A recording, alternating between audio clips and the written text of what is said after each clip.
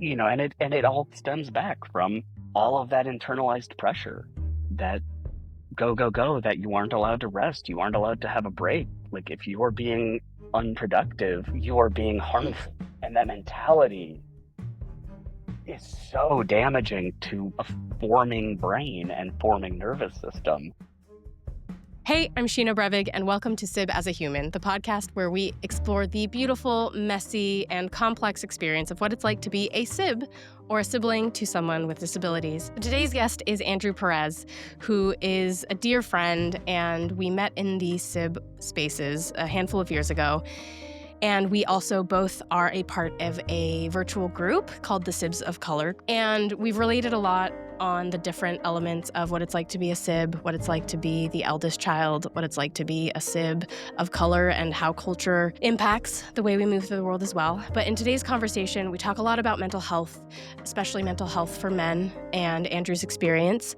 We talk about the fact that he relates to this idea of being an eldest daughter because of his family and his family dynamics. Andrew Joseph Perez is an actor, audiobook narrator, and self-acclaimed jack of all trades. Andrew is a sibling to his younger brother who has a variety of diagnoses and is a wheelchair user. Andrew describes being his brother's advocate since the age of 5, and Andrew learned how to read tarot cards after first learning how to read I Ching and Norse root. Before I introduce Andrew, a quick content warning. This conversation touches on suicidal ideation and a brief mention of the impact of parental addiction and abuse. Please take care of yourself if these are sensitive topics for you, and if you need mental health support, call or text 988 to reach Lifeline. I hope you all enjoy this conversation as much as I did. I'm super stoked. Thank you so much for doing this with me. Thank you for having me on. I'm excited to be here. You and I have known each other for several years now and met through the SIB spaces and the SIB circles. I know that for myself, I have appreciated your engagement and your presence in those spaces because they are very saturated with female identifying folks. And I think we want to talk a little bit about your experience of that as well. Would love to actually have you introduce a little bit of who you are and how your SIB identity was something that you recognized was impacting your life and how you move through the world. Absolutely. So my brother is 5 years younger than I am. You asked the question, how has my sibling relationship and that dynamic affected my life and how it's impacted relationships, etc. And as I was sitting here with that question, the thing that kept coming to mind was the list of ways it hasn't is way shorter, because that list is almost Yeah. non-existent. Like, there's no arena, there's no space that my identity as a sib, as my brother's care provider, as his older brother and third parent, however you want to put it, there's nowhere in my life that has not had an impact. Spent a lot of time not having the tools to integrate that in a very healthy way, and it's really only been in the past few years that has started to shift, which has been fantastic. But yeah, I mean, from friendships to professional settings to romantic relationships to how I get on with my family to what movies I will or won't go see, Yeah. it impacts everything. I just met someone who didn't know the term SIB until I had told her about this podcast and what I was working on. And she was like, I'm a SIB. And it brought tears up. And she was like, I didn't even realize that this was an identity that needed looking at and tending to. But now that you've mentioned it, it's like, of course it is.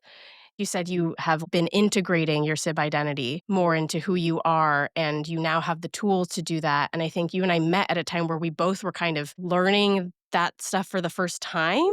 And it was so hard. It was hard to recognize it because when it's the waters you swim in, you're like, well, what do you mean there's another way to be? Do you remember how you kind of started realizing, maybe this isn't just my personality? Maybe there's trauma under this. Maybe there's, other ways of moving through the world that I want to look at. Yeah, it's been, I mean, it's been a hell of a transition. I had really bad luck with therapists for a lot of years. There's a few anecdotes that always come up when I'm thinking about stuff like this. So I remember going to, you know, therapists as early as probably like 8 or 9 years old, and my frustration with them And this continued on into adulthood and really until the last few years when I have found heavier duty therapeutic approaches and modalities. But, I mean, I remember being like 8 or 9 years old and just was just made of rage. And I go to this therapist and she's got like the dollhouse set up and like, show me like what the family is like at home. I'm like, this is fucking stupid. I'm 9 and I want a cigarette. Like, lady, come on. I had such consistent bad luck with therapists for so long. And then fast forward to really the last like 10 or 12 years, as I got into a more consistent therapy practice with a therapist who actually like listened, like straight up listened. And I graduated, I kind of graduated myself out of working with her when I was bringing more reading suggestions to her than she was to me. And I was like, okay, I think I have graduated from you as my therapist. Right. I have not graduated therapy. Boy, 2015 me wanted to get a diploma from therapy so bad and just could not wrap my head around that that's just not a thing and was so mad that it wasn't a thing. But yeah, in the last few years, it's really started to gel a lot more as I have found these more, like I said, more intense modalities that are able to really crack through going, no, no, no, this water is not the only water that exists to swim in. You can swim in better water. On this podcast, we're trying to bring attention to the mental health needs of us sibs. And I think therapy and talk therapy are a big way I've learned tools, but also I don't think it's the only thing. It's so tricky because, to your point too, not all therapists are good, period, but also not all therapists can fully understand our experiences. Did you notice something that was different about the therapists that seemed to get it? Yeah, I was working with this particular therapist for a number of years until, like I said, I was the one coming in with, okay, so I finished that book that you suggested. It prompted me to go pick up these three. Are you familiar with this technique? And she's like, what are you talking about? I'm like, okay. But I started working with a life coach. And this particular guy, he just really listened. And he listened on a level that I wasn't familiar with. I had not encountered somebody who would catch these little tells that nobody else had caught and would drill down into, no, no, no, let's explore this thing that you just said because you tried to dismiss it, and I don't think it's something that should be dismissed. And we'd get into whatever that thing was for the day. Inevitably, I'd be like, oh my God, this, like, yeah. And so much of it came back to family of origin trauma, came back to sib guilt, came back to childhood abuse and neglect. And a lot of the, what do you mean my experience is not common? I've spent my entire life in this mentality of stop othering my brother, stop othering my family. We are just as worthy of human dignity and resources as anyone else. When you are raised in that environment, in that mentality, it's very easy, like you said, to not even notice the water you're swimming in. And suddenly, when you're confronted with, no, no, bud, most people don't have a college student in their home all the time taking care of their high needs, medical needs sibling. Most people don't have a rando in their house all the time. Like that's not regular. Right, right, right. Most people don't get kicked in the head every day. That's not regular. And that's going to have Right. an impact on your development as a person trying to exist in society that is going to have far-reaching repercussions that if that is your baseline, well, this is just Tuesday, that's going to really impact how you experience the world. And when I worked with this particular life coach, the way I've often described it was I had been working with my therapist building the car, and then he showed up and just had the key, and suddenly I was able to start the thing. Like I had to build a car to begin with because I didn't have a car. I had a bunch of crap in a field. And the therapist and I were able to put together this car, but she didn't have the tools to build the key that would just start the ignition. And he was Right, able to come in and go, okay, you got a car. I can work with this. right. I know how to build a key.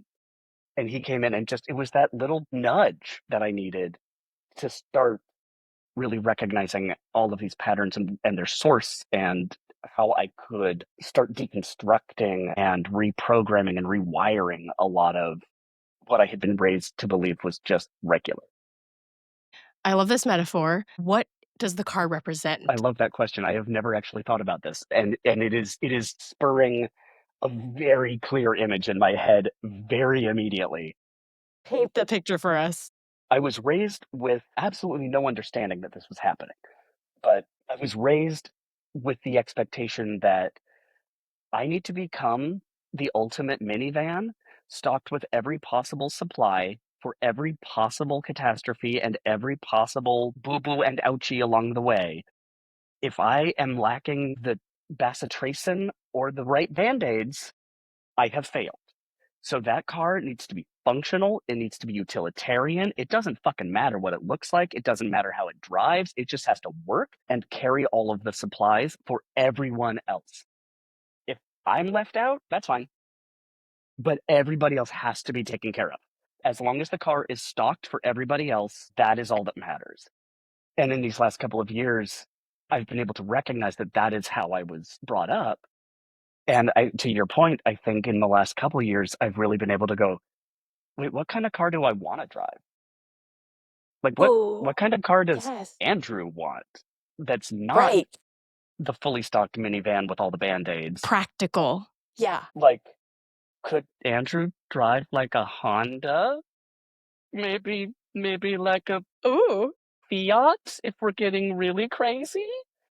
I was going to say a Honda Civic is the most Sib answer ever. Just give me the practical. Literally drove a 2005 Honda Civic until I ran it into the ground this year. She was named the Relentless. She had 300K on her. Heck yeah. That question of what do I want is something that like I didn't even know I didn't know how to answer for so long. That piece of like, hey, is this even the car I want to be driving? No. And also, like, sometimes there isn't even room for me in the car. Like, oh, that hits such a tender spot for me because we heard a lot of the sibs who responded to our survey relate to this feeling of like isolation and loneliness and kind of being like like outside of the family. It's like we're always taking care of everyone else, and then suddenly you turn around and you're like, wait, but what about me? Yeah, I haven't thought about this in a minute, but literally when we would go on family vacations, we would bring a care provider with us. So even our family trips to like Tahoe for the weekend meant that there was a non-family member who is a temporary addition who is in the car with us. Dad drove, mom in the passenger seat, brother in the middle seat, care provider in the one next to it, the service dog on the back bench, and Andrew with the luggage in the trunk seat. I was literally luggage. And that was how we did vacation. Was I had to contort myself into the as tiny, physically, literally as small a thing as I could be, and the dog got a better seat than I did. So when it came to what do I want? Oh my God. Until maybe the last 2 or 3 years, I would not know how to answer that question in any circumstance. I have a tradition of burning my journals at the end of every year to like release the past and bring in the new. And so I don't have the physical writing that I have done to demonstrate this. But were I to have that, you would see moments constantly from my entire life up until these last couple of years of me butting my head against I don't care. What I want doesn't matter. It's not a relevant concern for anybody to think about because I'll just do whatever. I'll sit in the trunk. I'm luggage. This is something that I've thought about a lot recently. I call myself an accidental ninja because I don't make sound when I'm at home. Like if I'm listening to music, it's in earbuds. If I'm in the kitchen, I go in, I cook my stuff, I clean as I go, and then I retreat to my room to eat because I need to disappear and make it as though no one was ever there to begin with. Because otherwise, you're an inconvenience. You're an extra imposition on a family that's already struggling with somebody who is high needs. So you can't have needs because you need to balance that scale out, right? So Yeah. this and it also I think factors into the overachiever element of it, not to divert us, but the notion of he can't so I must Ugh. was a Yeah. huge driver in academia, in my professional life, in just the world in general, in the advocacy and activism that I do. There was this huge driving force of, well, my brother can't talk or feed himself, so I have to overachieve to balance out what our family contributes to the world while Right. also carrying him and the rest of my family. Yeah. And having all the right medications and band-aids available at all times. Yep. And thinking about 20 things 20 steps ahead. Exactly. Yeah. I'm curious for you where that pressure came from. Definitely from all of the sources. And this dips a toe into what you mentioned before, and what you have noted in our friendship and in the rooms that we have been in, that as a cis man in this space, it adds a certain flavor to several different angles of pressure.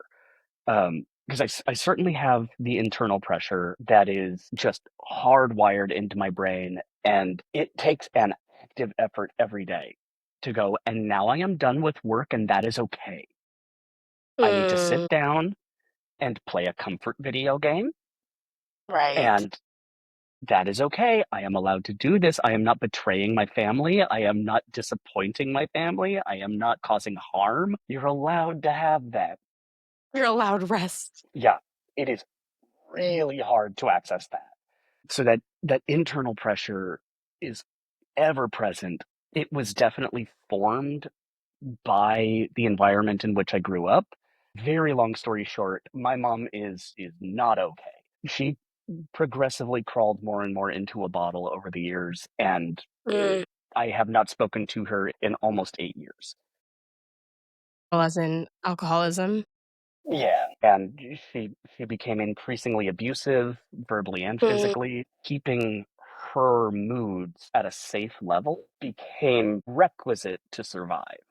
If I right. wanted to make it from morning to night without something getting thrown or being called horrible things by my mother, I had to make sure to keep her pacified, my brother safe, and my dad out of the way. And so it became this external balancing act to keep the homeostasis of the home. And then you add in the social pressure and the social dynamics of, okay, so I am the older brother of a severely, profoundly disabled person. We don't have an eldest daughter. So I became the eldest daughter. Recently, when that term has really started to like pick up some steam, and I've been in these rooms with you and with the Sibs of Color and with a lot of other rooms that I've been in recently, I have more and more let myself identify as an eldest daughter. I love And that. it has opened up this whole other world in just a shorthand to explain Mm, to other people, like, I know that your expectation of me is mid-30s dude. I get it. Like, you look at me, you don't think lifelong care provider, older sibling of a disabled individual, caretaker to an alcoholic mom. You don't think that when you look at me. You look at me and you go, that's a dude who's a nerd. And you're right. I was doing a play in Milwaukee, and the woman who was playing my wife, significantly younger than I was, but like, oh my God, she was just a force of nature. She was so freaking good. So there's one day we're talking about, baby stuff, because the play centers around her character's pregnancy in large part. And she looks at me at one point and she goes, Andrew, have you ever even changed a diaper? And I slow turn so hard, and I look her dead in the eye, and I'm like, I have changed more diapers than you ever will, no matter how many kids you ever have. And they're from a 30-year-old. right. Like, just the expectation, the assumption of what I must be because I am a cis man, Hmm. and the subversion of that in the reality of the expectations and needs of the actual situation. I think I was born very empathetic, regardless of my brother, but especially being raised as a parentified child who automatically had to empathize on a different level than most people, let alone most other guys. It put me in a really weird space where the social pressure that got internalized was this mix of second, third wave feminism through a lens of intersectionality with disability and racism that, like, nobody wants to hear about while they're watching the Seahawks play. Nobody wants to talk about that. So I'm like, I'm a bummer when there's a bunch of dudes around. I'm like, The guys don't I don't want to get know. together and talk about that? I know it's weird. So it is a weird social pressure as well that then, as you said, the our I suppose instinctual sibling response of internalizing that pressure and turning it into an overachiever mentality. And so Mhm, where mhm. the pressure comes from is everything everywhere all at once. Right. I think learning to recognize, notice, and kind of intercept it when it shows up from when the call is coming from inside the house has been one of the biggest hurdles, but also one of the biggest sources of healing when I'm able to go, hold on, is this me authentically saying that I should, I must, I ought, whatever? Or is this Mhm. something else? Is this programming that is not actually helpful right now? And Right. can I interrupt that enough to go, okay, hold on, let me reevaluate what my response to this wants to be rather than simply being reactive? And as you were talking, since we've been on this car metaphor, I was thinking about this idea of like, it's almost like the gear shift is like locked into high gear Yeah, and yeah. like full speed ahead. And it was like, I didn't even know there were lower gears and I didn't know how to shift, let alone knowing how to like shift into them. And And if it's you like, did, it's like by some miracle, if you did shift down because you were going uphill, somebody's like, why aren't you in a higher gear? right. Why aren't you still in fifth? It's just a hill. Come on, get back in fifth. You don't need to be in third. Society loves us over functioning and over producing and whatever other, being people pleasers and perfectionists. And I know for me, that resulted in mental health stuff and physical health stuff. I'm curious, like, were there any signs for you that you were like, maybe there's a better way to do things? God, yeah. Oh my God. I I mean, I think of this so often, and it's still, as the youths would say, it gives me the ick to say it. But one of the silver linings about the pandemic and that forced pause that we all had to take, the additional stress and additional strain and trauma that we all went through together during those, especially those early days of pandemic, my depression went through the roof. It took a global pandemic to push me so far that I finally went, wait, you mean that not everybody has a voice in their head 24/7 saying just kill yourself? Not everybody has one of that. Again, there's different water I can swim in. Right. Okay, I want to go to that water, please.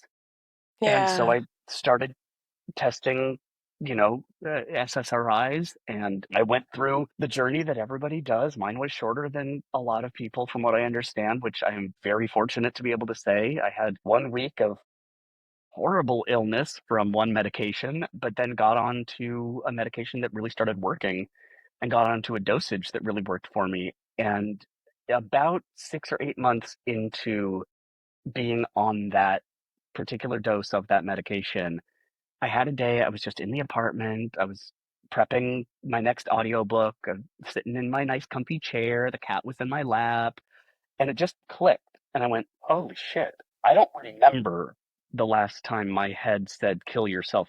That was on loop all day, all night, every day, 24/7 for as long as I could remember, certainly since my teenage years. That was always there. Wow. And genuinely, the sense of obligation to my family and my brother's care is probably the only thing that kept me from doing something about it. And to have that pause that we got, that forced pause of the pandemic, shoved me that much more over the edge, that got me to go, okay, I need help. I cannot do this by myself. And getting medical help for what I was dealing with emotionally and mentally, I don't think I would be here if the pandemic had not caused that pause. And it all stems back from all of that internalized pressure, that Yeah. go, go, go, that you aren't allowed to rest, you aren't allowed to have a break. Like, if you're being unproductive, you are being harmful. And that mentality is so damaging to a forming brain and forming nervous system. Well, I'm so happy that that voice is not haunting you anymore. That's Yeah. amazing. Yeah, he shows up every once in a while, but I have through my life coach, through a lot of other study and practice, I have internal family systemed him into I call him, he's just my inner critic. His name is Hans, and he has a very stupid German accent. He sounds like I Augustus love that. Gloop. So every time he shows up and he tries to be like, "You should kill yourself, you stupid, verseless motherfucker," I'm like, "You sound like Augustus Gloop. Go drown in a chocolate river." Well, that's one of the tools of cognitive diffusion, right? Is the Exactly. idea of giving these voices or these thoughts that aren't helpful. One of the tactics is literally make him sound like a silly character so you don't take them as seriously.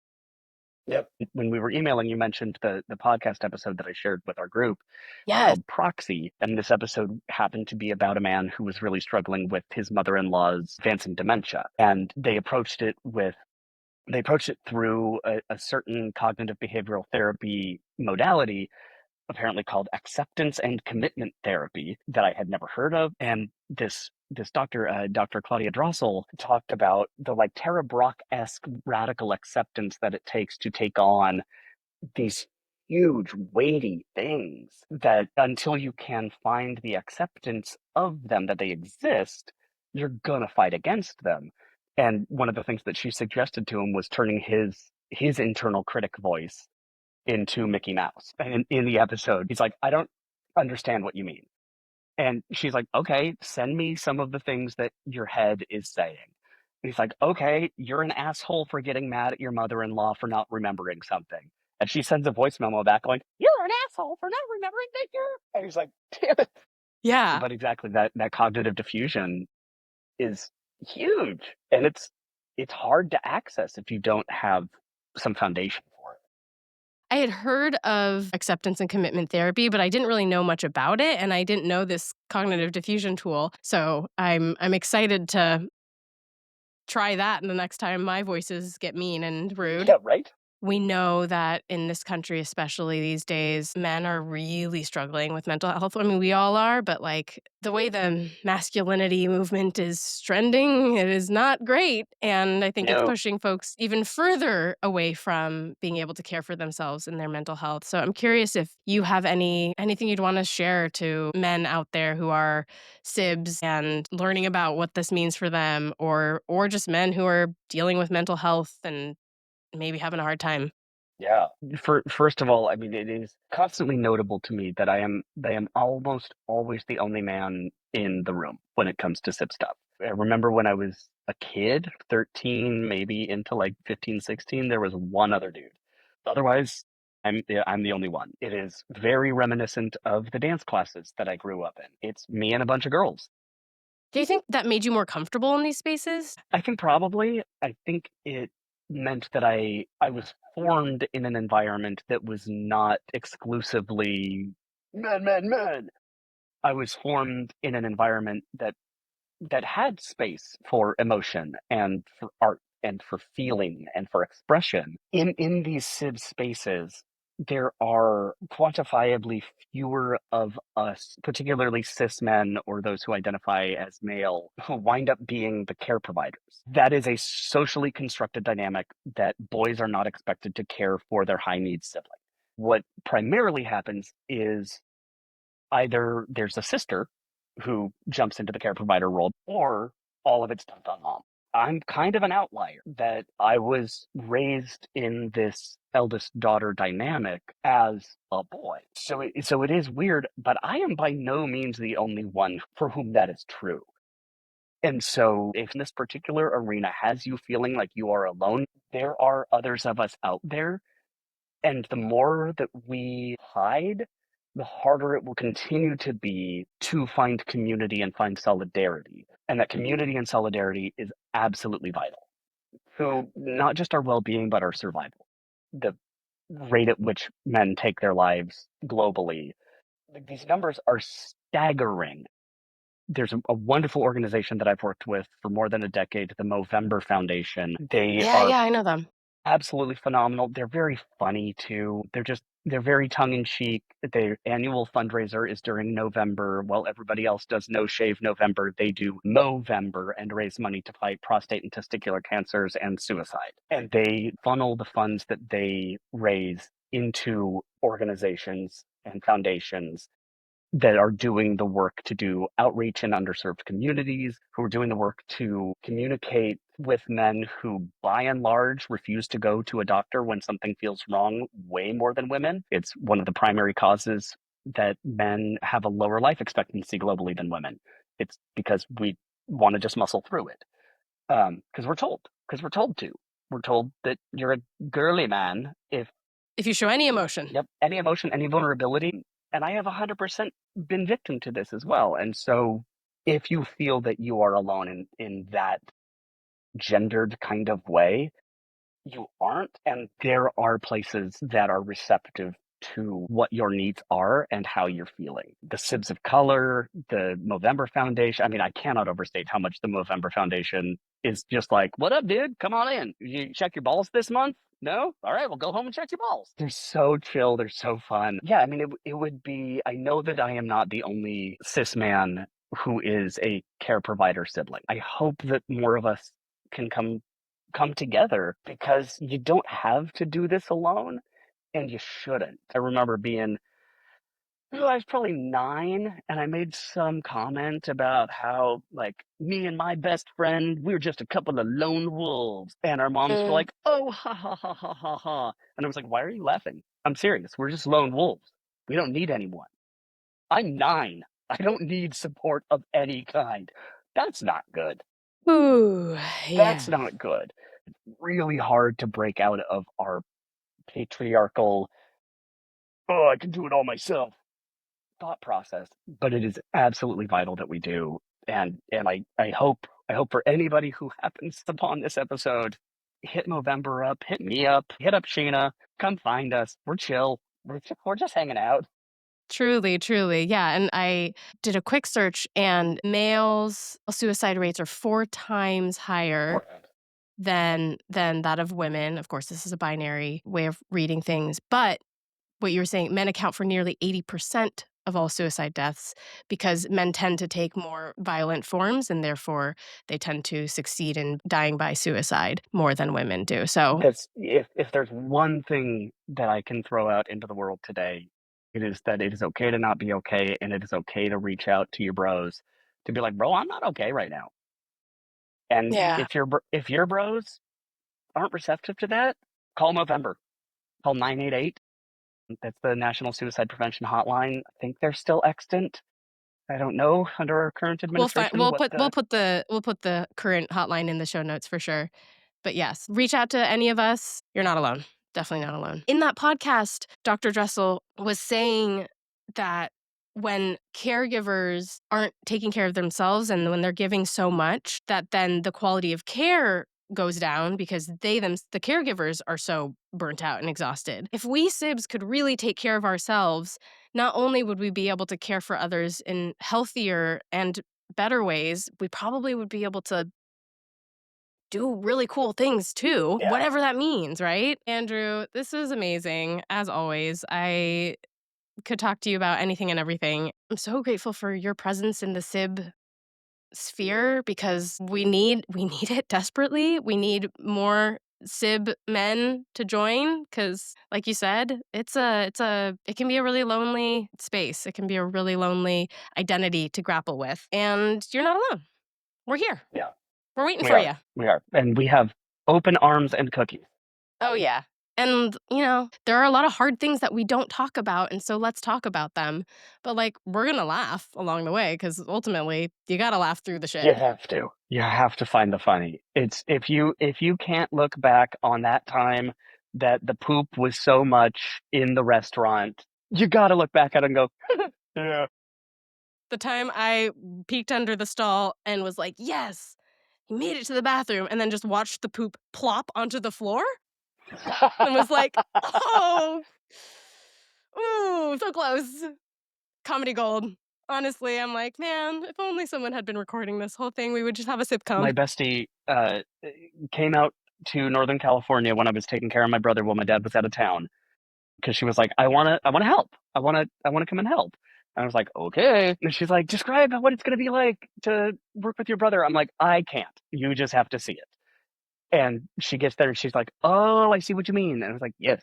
And by the end of it, she custom made me a T-shirt that says, I'm so ready. sorry I'm late. My brother had to poop.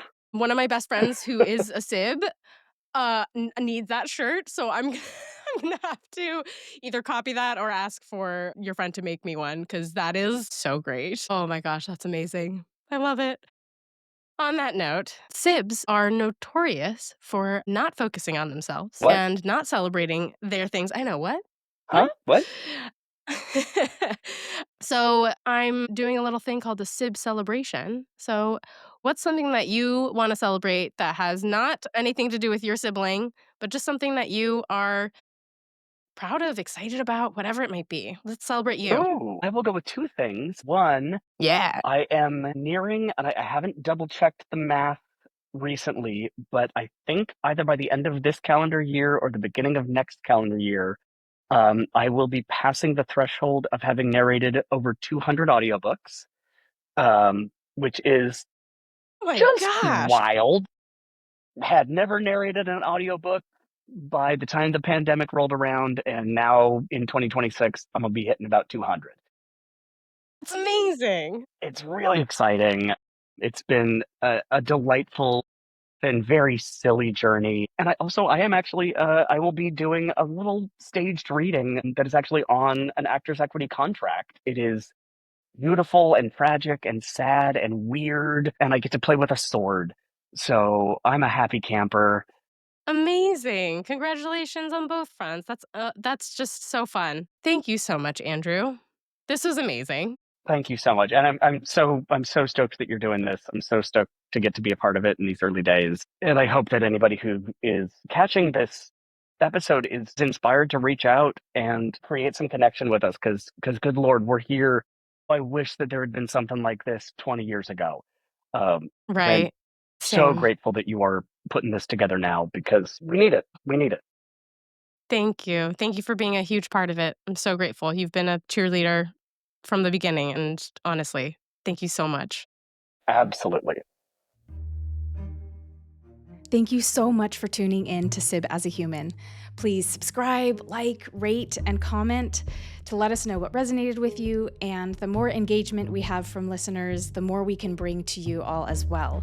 Connect with us on Instagram @SibAsAHuman and subscribe to our Substack to be the first to know when new episodes, articles, and resources drop. All of these links are also in our show notes. We are currently making this show with very little funding, so if you feel so inclined, we have a donation page if you want to support Sibs and this project. If you have ideas or other ways that we can bring this podcast and community to more people, please email us at sibasahuman@gmail.com. Thank you so much for tuning in. I'll see you next time, and until then, be gentle with yourself.